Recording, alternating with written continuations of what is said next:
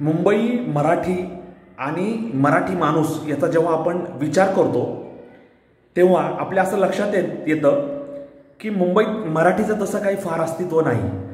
तिथे मंत्रालय आहे, तिथे तिथून महाराष्ट्र राज्याचा कारभार चालतो। अनेक मराठीशी संबंधित शासकीय, निमशासकीय, खाजगी, सार्वजनिक कार्यालये मुंबईत आहेत आणि मुंबईत मराठी बोलणारी जी काही माणसं आहेत त्यांच्यामुळे तिथे मराठी आणि मराठीचा व्यवहार टिकून आहे। अन्यथा 70 ते 80% सर्व पद्धतीचं कामकाज हे अमराठी लोक चालवतात असं म्हणलं तर ते वावगं ठरू नये। आता या राजकीय लोकांना हिंदीबद्दल तिटकारा आणि मराठीबद्दल कळवळा आलाय, त्याच्या मागे राजकीय हिशोब चुकते करणे आहेत हे आपल्याला माहिती आहे। आता प्रत्यक्षात हिंदी पहिलीपासून लागू करायची याबद्दल निर्णय कधी झाला, त्याची अंमलबजावणी कशी करायची ठरली, त्याबद्दल शासकीय निर्णय कधी प्रस्तुत करण्यात आला आणि प्रत्यक्षात आत्ता कारवाई होती, ह्याच्यामध्ये बराच कालावधी निघून गेलेला आहे। जे आधीच्या सरकारने तत्वता ठरवून कागदोपत्री तशा प्रकारचे कायदे करून आपलं काम केलं, ते आज त्यांनी केलेल्या कामाविरुद्ध गळा काढतायत, आरडाओरड करतायत आणि आपलं मराठीबद्दलचं पूतना मावशीचं प्रेम दाखवतायत। आणि जे आज अंमलबजावणी करायचा प्रयत्न करतायत ते एवढंच सांगतायत की त्यांनी ते केलेलं होतं त्यावेळेस कागदोपत्री धोरण म्हणून, शासन निर्णय म्हणून, त्याची आज आम्ही अंमलबजावणी करायचा प्रयत्न करतोय आणि हिंदीची सक्ती करण्यात येत नाहीये, ती पहिलीपासून लागू होईल एवढंच त्यांचं म्हणणं आहे। आता या दोन्ही वादविवादात पडायचं आपल्याला काही कारण नाही। आपलं इंग्रजी वाचून अडलं नाही, हिंदी वाचून अडलं नाही, परंतु प्रत्यक्ष व्यवहारात हिंदी आणि इंग्रजीचं वर चढ लेपन किंवा हिंदी आणि इंग्रजीचा वरचष्मा असलेला आपल्याला पदोपदी दिसतोय।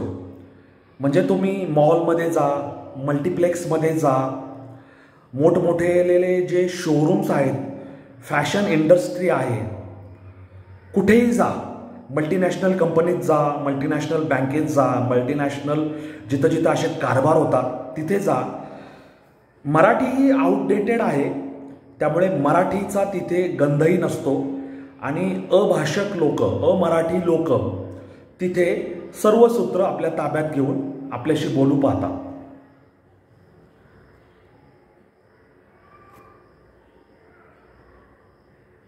त्यामुळे आपण हे समजून घेणं अत्यंत गरजेचं आहे।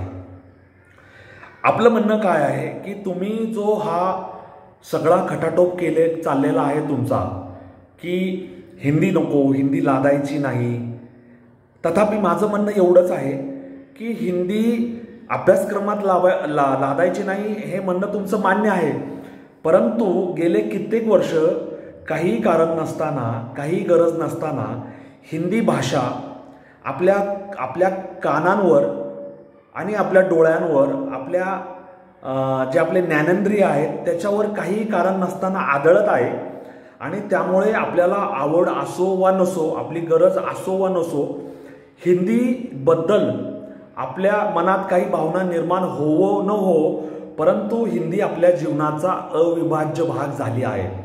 ह्याचं महत्त्वाचं कारण आहे की महाराष्ट्रात मुंबईत असणारी हिंदी चित्रपटसृष्टी, हिंदी आकाशवाणी किंवा विविध भारती या माध्यमातून, चित्रपट ह्या माध्यमातून हिंदी ही आपल्या कानावर सतत आदळत राहिलेली आहे।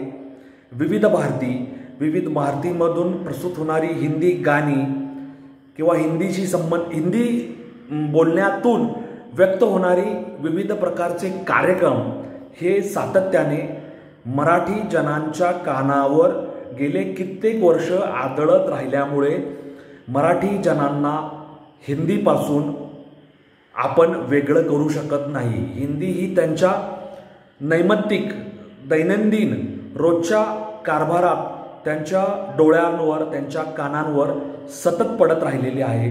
त्यामुळे असो वा नसो, इच्छा असो वा नसो, ते हिंदीचे एक प्रकारचे तटस्थ वाहक झालेले आहेत। त्यामुळे इच्छा नसताना, गरज नसताना त्यांच्या कानावर आदळून आदळून ते तोडकं मोडकं होईना हिंदी बोलू पाहतायत किंवा बोललेली आहे आणि ते हिंदी गाणी गुणगुणलेली आहेत. हिंदी संवाद ज्याला आपण डायलॉग म्हणतो ते त्यांनी ऐकलेले आहेत, ते पाठ केलेले आहेत आणि इच्छा असो वा नसो हिंदी ही त्यांची मावशी झालेलीच आहे. त्यामुळे तुम्ही ज्या आज गमजा मारतायत की पहिल्यापासून हिंदी नको, असं नको, तसं नको, त्याला तसा काहीही अर्थ नाही आहे.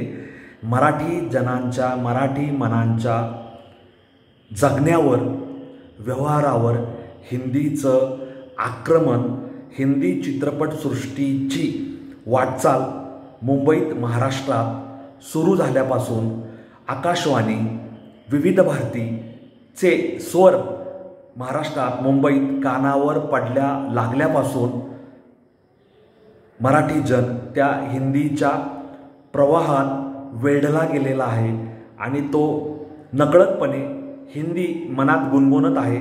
जिभेवर त्याने ती ठेवलेली आहे.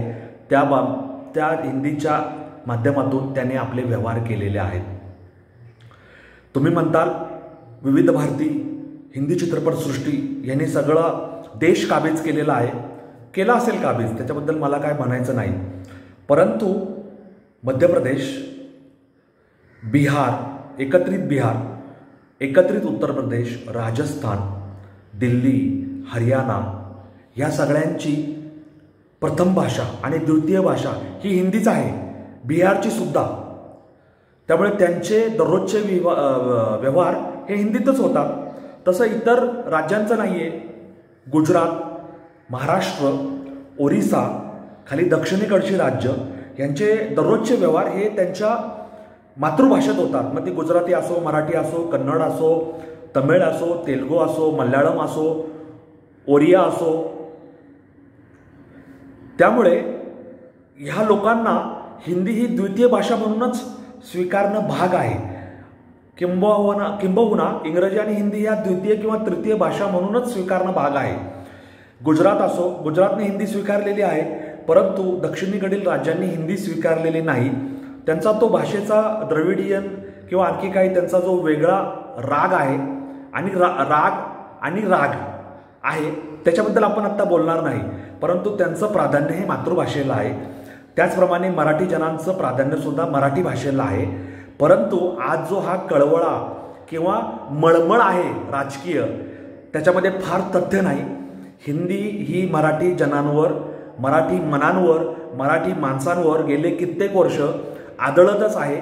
त्याचं महत्त्वाचं कारण हिंदी चित्रपटसृष्टी, हिंदी चित्रपट, हिंदी चित्रपटगीते, हिंदी नाटक, हिंदी साहित्य, हिंदी उपन्यास आणि 5वी इयत्तेपासून शिकावी लागणारी हिंदी, काही लोकांना संस्कृतसुद्धा. त्यामुळे हिंदी ही मराठी जनांनी मावशी म्हणून स्वीकारलेलीच आहे.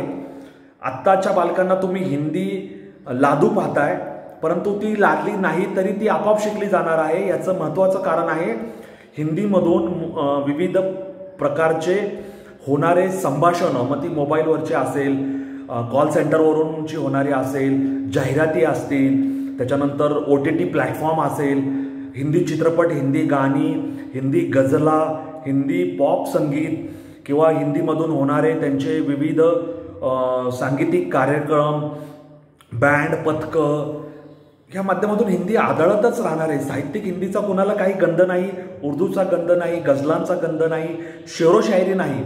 तरी पण हिंदी ही केवळ चित्रपटसृष्टी, हिंदी गाणी या माध्यमातून जागी आणि जिवंत राहणार आहे. तिचा हा जो कळवळा आहे की हिंदी नको आणि जे म्हणतायत हिंदी हवी, त्या दोन्हीच्या भानगडीत आणि भांडणात पडायचं आपल्याला काहीही कारण नाही. परंतु हिंदी आपण ऐकतोय, तोडकी मोडकी हिंदी बोलतोय. महाराष्ट्रात येऊन हिंदीचा आग्रह करणाऱ्या अमराठी लोकांनी हिंदीचा आग्रह न करता मराठी आधी शिकावी, मराठीत बोलण्याचा प्रयत्न करावा. कारण तुम्ही इथं पोट भरायला आलेला आहात, आमच्यावर रुबाब गाजवायला आलेला नाहीत. तुम्हाला पोट भरायचं आहे आणि ते पोटसुद्धा मराठी ग्राहकांच्या बळावर भरायचं आहे. तुम्ही इथं हिंदी बोलणार म्हणून तुमच्याकडे हिंदी ग्राहक किती येतील ह्याचं तुमचं तुम्ही ठरवायचं आहे. मराठी ग्राहकांच्या बळावर तुम्हाला